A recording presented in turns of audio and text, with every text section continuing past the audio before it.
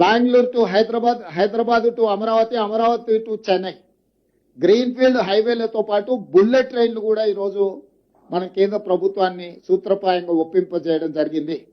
దీంతో దూరము తగ్గుతుంది. డెడికేటెడ్ గ్రీన్ఫీల్డ్ హైవే, ఎక్స్ప్రెస్ హైవేలు వేయడం ద్వారా, బుల్లెట్ ట్రైన్ ద్వారా రవాణా సులభతరం చేస్తున్నాం. భారతదేశంలో సముద్రపు ఒడ్డు లేని రాష్ట్రం తెలంగాణ రాష్ట్రం. ఒకప్పుడు నిజాం ప్రభుత్వంలో మచిలీపట్నం పోర్టు కూడా మన దగ్గర ఉండేది, నిజాం రాజ్యం ఉన్నప్పుడు. ఈ రోజు మనం మచిలీపట్నం పోర్టు కూడా ఈ రోజు కనెక్టివిటీ డెవలప్ చేస్తున్నాం.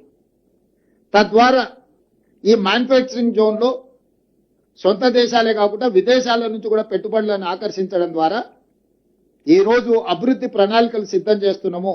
ఇవాళ తెలంగాణ రాష్ట్రంలో ఒకే ఒక ఎయిర్పోర్ట్ ఉంది. ఇంకా ఎయిర్పోర్ట్లు రావాల్సిన అవసరం ఉంది, పారిశ్రామికవేత్తలు అడుగుతున్నారు. అందుకే వరంగల్లో ఒక అంతర్జాతీయ స్థాయి ఎయిర్పోర్ట్ నిర్మిస్తున్నాం. ఆదిలాబాద్ లో ఎయిర్పోర్ట్ నిర్మించాలనుకుంటున్నాం. భద్రాద్రి కొత్తగూడెంలో ఎయిర్పోర్ట్ నిర్మించాలనుకుంటున్నాం. రామగుండంలో ఇంకొక ఎయిర్పోర్ట్. అంటే రాబోయే రోజుల్లో తెలంగాణ రాష్ట్రానికి అదనంగా 4 కొత్తగా ఎయిర్పోర్టులు మనం తెస్తున్నాము.